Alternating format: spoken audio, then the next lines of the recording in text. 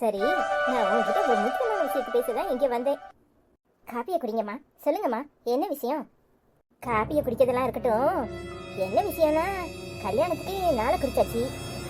சிம்பிளா கோயிலில் வச்சு முடிச்சிடலான்னு நான் நினைக்கிறேன். பொண்ணும் மாப்பிளையும் நம்ம சொந்த பந்தங்களும் போய் நின்னா போதாதா? நமக்கு எதுக்கு ஆடம்பர செலவு? வீணா என்னத்துக்கு காசை போட்டு கறியாக்கணும்? அந்த காசை அப்படியே கவரில் போட்டு என் பையன் கையில் கொடுத்தனா அவன் அவன் தேவைக்கு வச்சுக்குவான். இல்லைம்மா, என் பொண்ணு என் மகன் கல்யாணத்தை மாதிரி மண்டபத்தில் வச்சு முடிக்கணுங்கிறா. கொஞ்சம் கிராண்டா செய்யுமா, ஒரு பொண்ணுக்கு தானே செய்ய போற அப்படின்னு சொல்றா. ஊர் மெச்ச மூக்க விரலில் வைக்கிறதுக்கு செலவு பண்ணணுங்கிறா. அவ்வளவுக்கு நம்மளால முடியுமான்னு தெரியல. ஆனாலும் என் மகன் கல்யாண அளவுக்கு இல்லைனாலும் ஓரளவுக்கு கொஞ்சம் மண்டபத்தில் வச்சு எல்லாருக்கும் நல்ல சாப்பாடை வயிறார போட்டு கல்யாணத்தை முடிக்கலாமேன்னு நினைக்கிறேன். அதான் முதல்ல இந்த காப்பியை புடி. அம்மா, கொஞ்சம் புடியே. நீ தள்ளிக்க. நீ பெரிய செல்வ சீமாட்டி. ஆடம்பரமா கல்யாணம் முடிக்கலனா கல்யாணம் நடக்காதோ? என்னடி நினைச்சுக்கிட்டு இருக்க? வடிவுக்கு போட்டியா கல்யாணம் முடிக்கணும்னு பிளான் போட்டிருக்கியோ? இங்க பாரு, வடிவு எப்பேற்பட்டவா தெரியுமா? அவ குடும்பத்துக்கு எவ்வளவு வருமானம் வருதுன்னு தெரியுமா? இங்க பாரு, ஊர்ல அவன் இப்படி செஞ்சான் இவன் இப்படி செஞ்சான்னு அடுத்தவனை பார்த்து பூனை மாதிரி சூடு வச்சுக்கிட்டு அலைஞ்சேன்னு வச்சுக்கோ, நாளைக்கு நடுத்தரில் தான் நிற்கணும். இங்க பாரு, சிக்கனமா இருந்தாதான் குடும்பத்துக்கு ஆகும். கல்யாணத்தை சாதாரணமாக கோயிலில் முடிச்சுட்டு 10-50 பேருக்கு சாப்பாடு போட்டோன்னு வச்சுக்கோ, அது போதும். அதை விட்டு போட்டு ஆடம்பரம் கேட்குது ஆடம்பரம். இங்க பாரு, இப்பவே இப்படி செலவு பண்ணணும்னு என்ன இருந்துச்சு அதை மாத்திக்கோ. இது குடும்பத்துக்கு சரிப்படாது. என்னடி என்ன முழிக்கிற? இங்க பாரு, அடக்க ஒடக்கமா என் வீட்டுக்கு மருமகளா வந்தா அது போதும். எனக்கு ஊர் மிச்சனுங்கிறது எனக்கு அவசியம் கிடையாது. அதுவும் இல்லாம என் மவன் கஷ்டப்பட்டு சேர்க்கிற ஒவ்வொரு ரூபானாலும் எனக்கு அது ரொம்ப வசதி தான். அதுக்கு நான் எம்பிட்டு மரியாதை கொடுக்கணும்னு நான் நினைச்சிருக்கேன். உன்ன மாதிரி ஆடம்பர செலவுலாம் தேவையில்லை. அதுவும் இல்லாம உன் அன்னிக்காரி வீட்டில் செஞ்ச மாதிரி செய்யறதுக்கு உங்க அம்மா என்ன பெரிய அம்பானிக்கு மவளா? இங்க பாரு, அவ குடிக்கிற கஞ்சில புழு விழுந்தாலே அதை தூக்கி போட்டு குடிக்கிறவ. அவகிட்ட கேட்டு தெரிஞ்சுக்கோ உழப்புனா என்னன்னு. உங்க அப்பன் ஒரு காசு சேர்க்க மாட்டேக்கான். உன் அண்ணன் வேலைக்கு போய் கஷ்டப்பட்டு வேர்வை சிந்தி சேர்க்கிற ஒவ்வொரு பணத்தையும் நீ ஆடம்பர செலவு பண்ணணும்னு அலையிறியா? அப்படி ஒரு எண்ணம் இருந்துச்சுன்னு வச்சுக்கோ, அதை மாத்திக்கோ. இந்த கல்யாணம் சாதாரணமாக தான் நடக்கும். நான் வர்றேன். நீ என்ன இப்படி முடிச்சுக்கிட்டு நிற்கிற? பொம்பளை பிள்ளைய அடக்க உடக்கமா வளர்க்கணும். அதை விட்டு போட்டு தேவையில்லாம அவ அதை சொல்றா இதை சொல்றான்னு அவ இஷ்டத்துக்கு ஆடுன நாளைக்கு நடுத்தரில் நிற்க போறது நீ தான். இங்க பாரு, இந்த கல்யாணத்தை சாதாரணமா முடிக்கிற வழியை பாரு. அதை விட்டுட்டு தேவையில்லாம ஆடம்பரமா செலவு பண்ணணும்னு நினைக்காத. உங்ககிட்ட அம்புட்டு பணம் எப்படி இருக்கும்?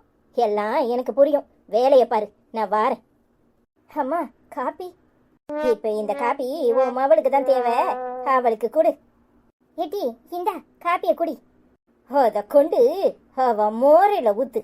இவளுக்கெல்லாம் ஒரு சேலை மண்ணாங்கட்டி. சி, அந்த பொம்பளை அடிக்கிட்டு போறா. நீ என்னன்னா வெக்கம் கட்டு போய் அவ குடிக்காம வச்ச காப்பிய மாடு கழனி தண்ணிய குடிக்கிற மாதிரி உருட்டு உருட்டுன்னு குடிக்கிற. உனக்கு கொஞ்சம் கூட வெக்கம் சூடு சொரணு எதுவுமே இல்லையா? அவ யாரு ஓமவ கல்யாணத்தை முடிவு பண்றதுக்கு? இப்படித்தான் நடத்த போறோன்னு தெல்ல தெளிவா சொல்றதுக்கு துப்பு இல்ல. நீ எல்லாம் என்ன ஆளு நினைச்சாலே எரிச்சலா வருது. அவங்க சொல்றதுல இப்ப என்னடி தப்பு கண்டுபிடிச்சிட்ட? ஆடம்பர செலவு பண்ணாதீங்கன்னு சொல்றாங்க. நல்லது தானே? உன் அண்ணன் கஷ்டப்பட்டு சம்பாதிக்கிறான், அந்த காசை சேர்த்து வைங்கன்னு சொல்றாங்க. இதுல என்ன தப்பு இருக்கு? உனக்கு கொஞ்சம் மத அறிவு இருக்கா? அந்த பொம்பளை சொல்ல சொல்ல ஊன்னு கேட்டுட்டு இப்ப என்ன தப்பு இருக்குங்கிற? இங்க பாரு, இப்பவே அந்த பொம்பளை சொல்றதுக்கெல்லாம் ஊன் போட்டு மண்டி ஆட்டிக்கிட்டே இருந்தேன்னு வச்சுக்க, கடைசியில உன்னை வேலைக்காரியாக்கிருவா.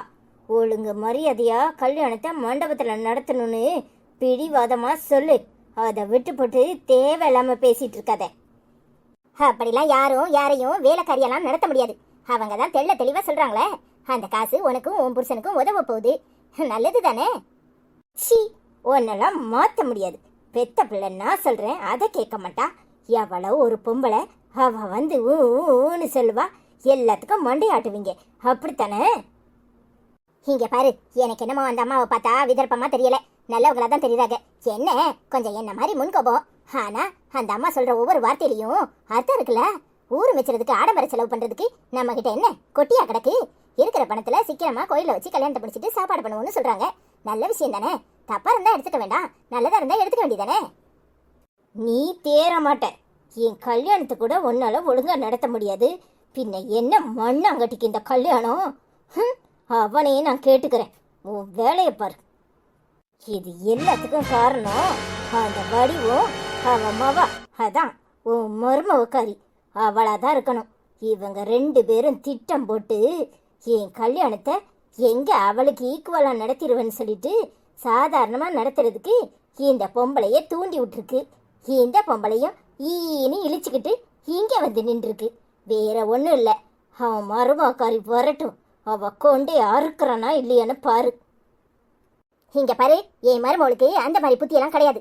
தேவையில்லாம அவளை பத்தி ஏதாவது பேசிக்கிட்டு இருந்த அப்புறம் நான் பத்திரக்காளியா மாறிடுவேன். மரியாதையா போயிரு. எல்லா ஆத்தாமாரும் மவளுக்கு கொடி பிடிப்பாங்க.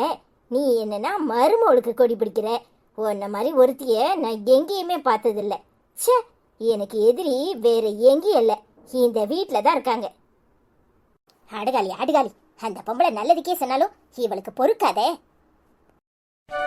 என்னம்மா மாலினி, தனியா நின்றுட்டு இருக்க? எப்படி இருக்க? நல்லா இருக்கியா? அம்மா வரலையா? ஓ பிள்ளை எங்க? பிள்ளைய கொண்டு வராம நீ மட்டும் வந்தியாக்கும்? நல்லா இருக்கம்மா. நீங்க எப்படி இருக்கீங்க? பிள்ளைய கொண்டுட்டு வரல. அம்மாவும் நானும் தான் வரதா இருந்துச்சு. அதுக்குள்ளேயும் அவர் ஃபோன் பண்ணாரு. என்னை கோயிலில் வந்து காத்திருக்க சொன்னாரு. அதான் முன்னாடியே வந்துட்டேன் போல. அவர் இன்னும் வரல, அதான் அவருக்காக நிற்கிறேன். ஆமா, நீங்க என்னம்மா அந்த பக்கம்? இங்கே தானே உன் மாமியா வீடு இருக்கு, அதான் அங்கே போயிட்டு வரேன். என்னமோ ஆடம்பரமா கல்யாணம் பண்ணணும்னு சொன்னாங்களாம். அதான் அதெல்லாம் ஒன்றும் தேவையில்லை, கோயிலில் வச்சு சாதாரணமாக கல்யாணத்தை முடிச்சிடுவோன்னு சொல்லிட்டேன். ஏமா, எதுக்குமா வீண் செலவு? இப்படி வெட்டியா செலவு பண்ணா நல்லாவா இருக்கு? அந்த காசை என் மவனுக்கும் என் மருமவளுக்கும் ஏதாவது தேவைக்கு பயன்படுத்திக்கலாம்ல, அதை தான் சொல்லிட்டு வந்தேன். அதுவும் சரிதாம்மா. சரிம்மா, அப்ப அவன் இப்ப வந்துருவான்ல, நான் வேணா நிக்கவா? இல்லம்மா, அவர் காலேஜ் முடிஞ்சு வந்துட்டு இருப்பாரு, இப்ப வந்துருவாரு. சரிம்மா, அப்ப பாத்துக்கோ, நான் வரேன்னு. சரிங்கம்மா. நினைச்சது நான் நினைச்சது சரியா போச்சுல. அந்த மாமியா கிழவிக்கு நீ தான் ஐடியா கொடுத்துருப்பன்னு எனக்கு முதல்ல சந்தேகமா இருந்துச்சு. இப்ப நான் நினைச்சது வெட்ட வெளிச்சமா போயிட்டு. எவ்வளவு திமிர் இருந்தா அந்த பொம்பளைய சிக்கனமா கல்யாணத்தை முடியுது தூண்டி விட்டுருப்ப. சி, நீ நினைக்கிற மாதிரி எனக்கு அந்த மாதிரி சாக்கடை பத்தி எல்லாம் கிடையாது. பின்னாடியே வேவ் பார்க்க வந்தியாக்கும். இங்க பாரு, நான் எதுவும் சொல்லல. அவங்களாதான் என்கிட்ட அப்படி கல்யாணம் முடிக்க சொல்லிட்டேன்னு சொல்லிட்டு போறாங்க. நீ என்னடி பெரிய மகாராணியா இல்ல அம்பானியோட பேத்தியா? உன்கிட்ட கேட்டுட்டு தான் அந்த பொம்பளை எல்லாத்தையும் செய்யணுமோ? உன்கிட்ட சொல்லிட்டு போகுதுன்னா எதுக்குடியே நீ சொல்லாமலா உன்கிட்ட சொல்லிட்டு போகுது? அறிவு கட்ட கழுத, இங்க பாரு, என் கல்யாணத்தை நீ இப்படி சிக்கனமா நடத்துன்னு ஐடியா கொடுத்தது நீதான். உன்னை தவிர வேறொருத்தி இந்த வேலையை பார்த்துருக்க மாட்டா. இப்பவே உன் ஆட்டத்தை ஏங்கிட்ட கட்டுறல இருக்குடி. உனக்கு எதிரி வேற யாரும் இல்லை, நான் தான். அதை ஞாபகத்தில் வச்சுக்க. நீ எல்லாம் மாறவே மாட்டியா? இங்க பாரு, நான் உண்டு என் வேலை உண்டுன்னு இருக்கேன். சும்மா தேவையில்லாம என்னை வம்பளந்துட்டு அப்புறம் என்கிட்ட வாங்கி கட்டிக்காத. மரியாதையா உன் வேலையை போய் பாரு. எப்ப பார்த்தாலும் வீட்டுக்குள்ள இருந்தாலும் என்ன குத்தமா நினைக்கிறேன், வெளியில இருந்தாலும் என்ன தப்பா தான் நினைக்கிறேன். இங்க பாருடி, உன் கல்யாணம் நல்லபடியா நடக்கணும். அப்பதான் நீ இந்த வீட்டை காலி பண்ணுவேங்கிறத நான் உறுதியா இருக்கேன். வேற எந்த இனமும் கிடையாது. மரியாதையா போயிரு பார்த்துக்க. அடியே, எனக்கு எதிரி வேற யாரும் இல்லைன்னு சொல்லிட்டல, நல்லா ஞாபகத்துல வச்சுக்கோ. ஏன் கல்யாணத்தையா சிக்கனமா நடத்தணும்னு சொல்ற? நான் போய் அவங்கிட்ட பேசுறேன்.